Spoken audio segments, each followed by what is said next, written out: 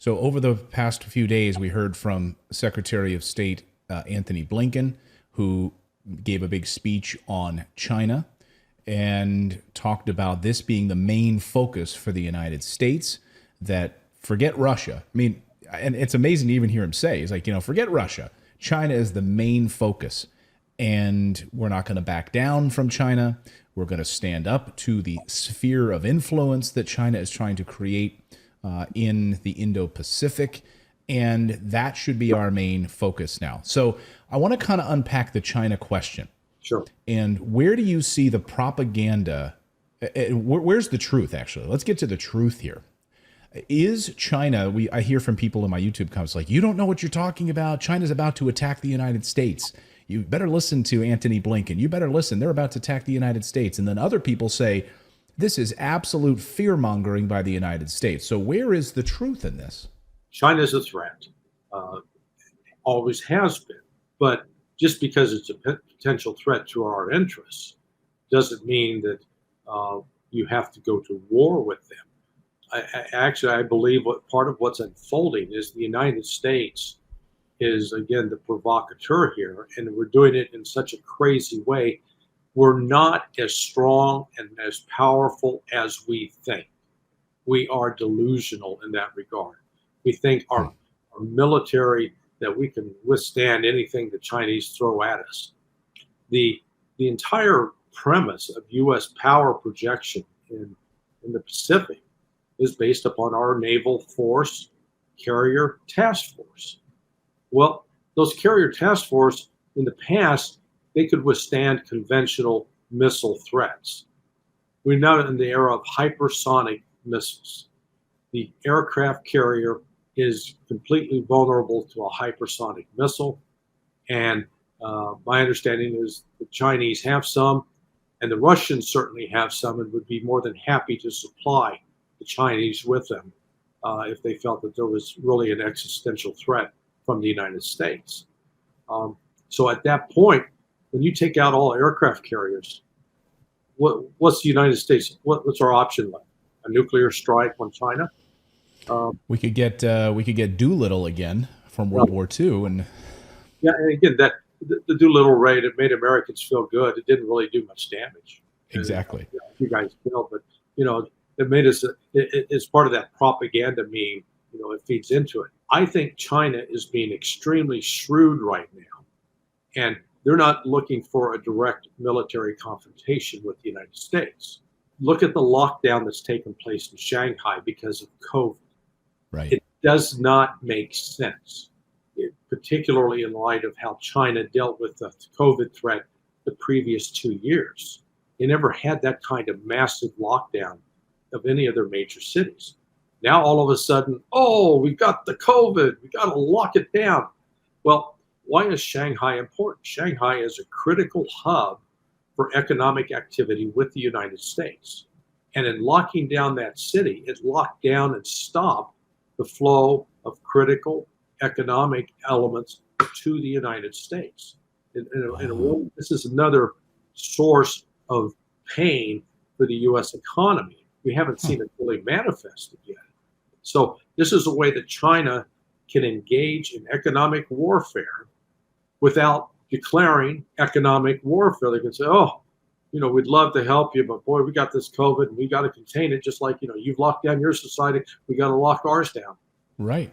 I mean, they can say, hey, all those Foxconn plants that make all your iPhones, we saw a rash of COVID sweeping through those Foxconn plants. So sorry, I know you want iPhones, but you're probably not going to get them because we saw COVID there. That's a great point. I have really not thought about that at all. Well, and Tesla as well. Tesla right. has a major manufacturing center there in Shanghai. I believe China is now pushing back with through economic means, carrying out the warfare on that front that they can accomplish through those. Once the United States is weakened, once we're in the throes of hyperinflation, which I believe is a real possibility within the next 6 months to a year. Once our economy is starting to crater, and I live in the west coast of Florida, just south of Tampa. the real estate market here has been insane. It was such that you didn't even have to put a house on the market for it to sell. People were lined up and just it would start selling. What's happened in the last 2 weeks? Houses in my neighborhood, which is a highly desired place to live, house has now been on the market for 2 weeks. That's unheard of. And it is the prices have literally doubled. Well, that's starting to cool. So it started here in the States. And so China, I think, is counting on the fact that if the United States is economically weakened, then they will be at liberty to do what they want to do in terms of pursuing what they see as their legitimate claim over Taiwan. So I don't necessarily see it going towards the military confrontation. They could. And I do know for a fact that the United States, our Pacific Command, PACOM, that they have been taking some provocative actions out in the East China Sea that sort of tempting the Chinese to push back. The problem for the United States is that we grossly exaggerate our military capability. We've lived in just self-delusion over the last 32 years because everybody we fought is the equivalent of a crippled kid in a wheelchair.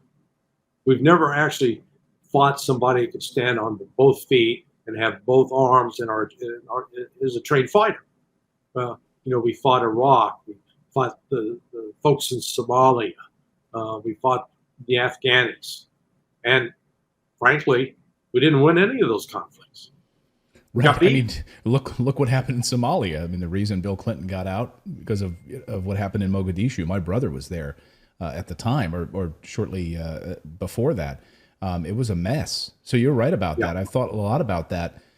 You mentioned in an interview with Eva Bartlett about we haven't fought a real foe since basically Korea, and that really struck a chord with me. And you think about Vietnam. You think about Somalia, you think about Iraq, you think about these countries with no air power, and then you see what's happening in Russia where they're just absolutely ripping apart entire bunkers and entire trenches that the Ukrainians have set up and wiping out anything that they have to fight back. Now, I'd love to take credit for being brilliant and coming up with this on my own, but Andrei Martyanov has written an absolutely brilliant book. I mean, it really is must read. It's called Losing Military Supremacy, the Myopia of American Strategic Planning. And Andre lays this out chapter and verse. I mean, it's just, his insights are just really astounding.